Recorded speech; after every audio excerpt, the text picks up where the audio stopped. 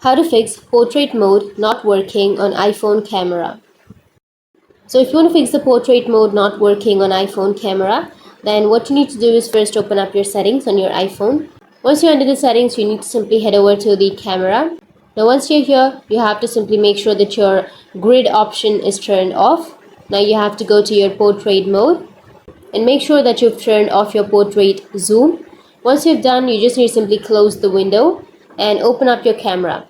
Once you open up your camera, you just need to simply go with the F option. Just simply click on the F, which is on the left side, and make sure to adjust the focal length of your camera in order to get a better detail.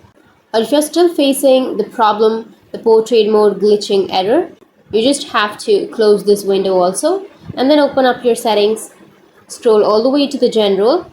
Once you're here, you just need to simply go with reset iPhone. You will have transfer or reset iPhone. You just need to simply go with reset, which is on the bottom, and after that you just have to go for reset all settings, and after that restart your phone and your problem will be fixed. So that's how you can fix your portrait mode not working on your iPhone camera. And if you have any questions, feel free to comment below. Thanks for watching.